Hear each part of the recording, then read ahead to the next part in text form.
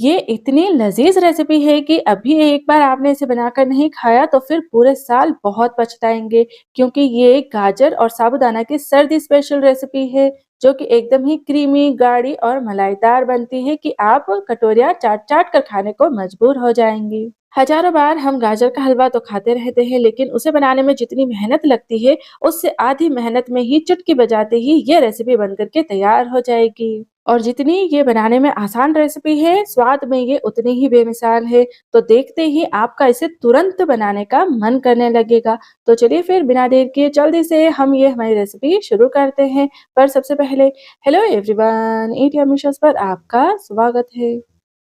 तो इसके लिए सबसे पहले हमें लेना है ये सर्दियों वाली लाल गाजर, क्योंकि ये इस टाइम सीज़न में होती है और ऑरेंज वाली गाजर तो पूरे साल मिलती रहती है, लेकिन उसका टेस्ट इस गाजर से थोड़ा-सा अलग होता है।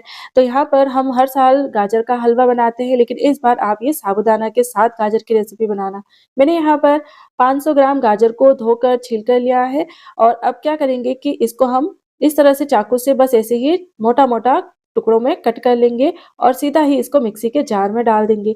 यहाँ पर मैं आपको इसको साबूदाना के साथ बनाने के लिए बता रही हूँ, तो हम क्या करेंगे कि इसको घिसने की जगह पर मिक्सी में ग्राइंड करके लेंगे। इससे हमारी मेहनत भी कम लगेगी और बहुत ही फटाफट से ये लज़ीज़ रेसिपी बनकर के तैयार हो जाएगी। तो आप देखो सारे ही गाजर को मैंने इस तरह से चाकू से टुकड़ों में कट करके मिक्सी में डाल दिया है। अभी बस हमें इसमें कुछ नहीं डालना है, बस मिक्सी को रोक-रोक कर चलाना है और सारी गाजर इस तरह से हो जाएगी। क्योंकि साबूदाना जो होते हैं वो मोतियों के टेक्सचर में होते हैं, तो उसके साथ जब गाजर के इस तरह के छोटे-छोटे से टुकड़े आएँगे, तो वो उसके टेक्सचर को और उसके स्वाद को बहुत ही लाजवाब बना देंगे। तो आप देखो इस तरह से हमें गाजर को तैयार करना है और फिर जो साबूदाना है, वो हमें पानी में भिगो कर के पहले ही रख देना है। तो मैंने यहाँ पर ये आधा कप जो खिचड़ी वाले साबूदाना होते हैं, उनको 2 घंटों के पहले ही पानी में भिगो दिया था।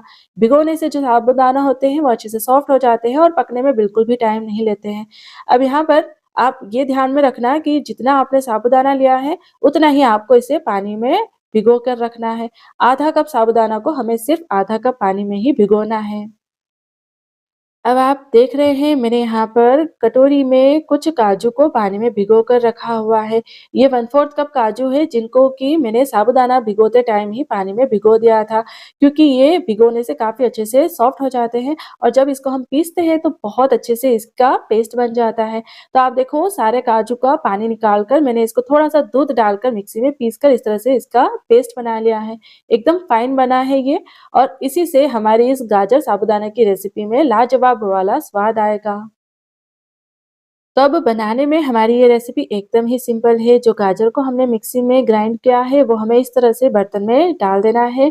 गैस की आँच को हमें एकदम स्लो पर रखना है और फिर क्या करना है कि हमें लेना है लगभग 1/4 कप पिसी हुई चीनी और इस तरह से पूरी गाजर के ऊपर इसे डाल देना है।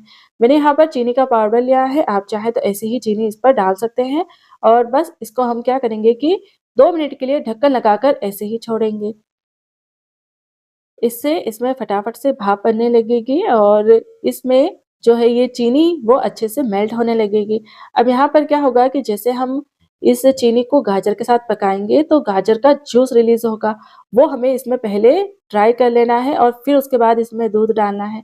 और ऐसा करने से ये भी होगा कि जो गाजर है वो कच्ची नहीं रहेगी और इसका जो टेक्सचर है वो थोड़ा-सा कैंडी टाइप का हो जाएगा। तो चीनी के साथ हमें गाजर को पहले ज़रूर से पका लेना है। कभी-कभी हम गाजर का हलवा बनाने में थोड़ा-सा आलस कर जाते हैं, क्योंकि वो हलवा हमें ढेर सारी गाजर को कद्दूकस करके बनाना होता है। लेकिन यहाँ पर आप देखेंगे कि सिर्फ़ आधा किलो गाजर ली है, लेकिन जो रेसिपी बनेगी वो पूरे परिवार के लिए भरपेट बनकर तैयार होगी। तो मैंने यहाँ पर अच्छे से चीनी का पानी ड्राई होने तक गाजर को अच्छे से भून लिया है। अब इसमें हमें 5 कप दूध डाल देना है और अच्छे से इसको मिलाना है।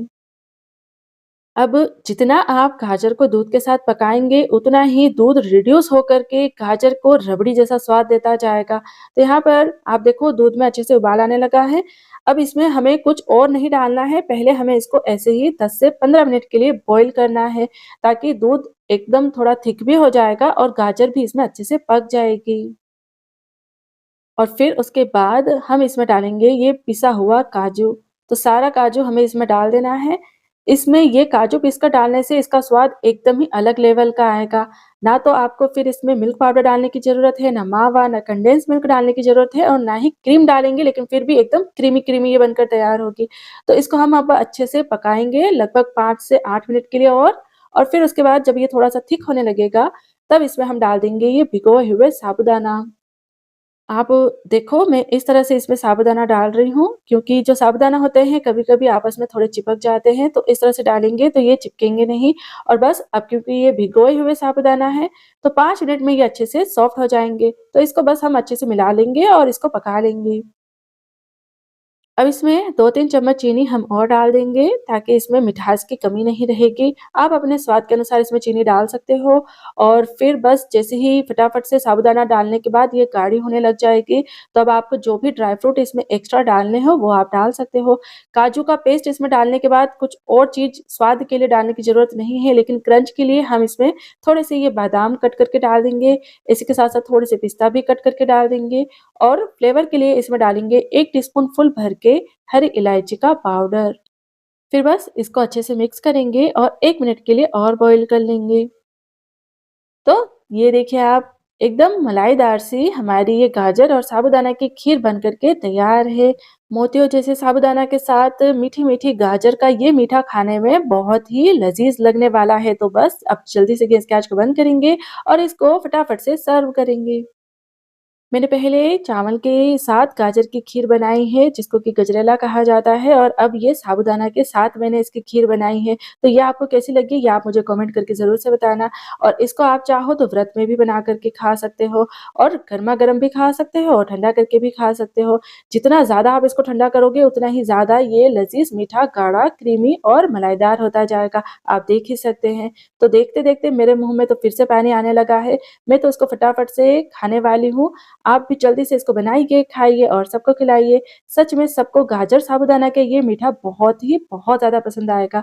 और फिर उसके बाद अगर आपको मेरी ये रेसिपी इत्तू-सी भी पसंद आए तो प्लीज़ ज़रूर से आप इसे लाइक करें, सभी के साथ शेयर करें और हमारे चैनल ईट यम्मी को प्लीज़ ज़रूर से सब्सक्राइब करें, ताकि आगे भी आपको मेरी ऐसी ही रेसिपीज़ देखने को मिलती रहे। और नई रेसिपीज़ के नोटिफ़िकेशन के लिए बेल आइकन पर क्लिक करना बिल्कुल ना भूलें। हम नेक्स्ट रेसिपी के साथ जल्द ही मिलते हैं। Till then, enjoy this tasty gajar sabudana ki kheer and thanks for watching Eat Yummy Shas.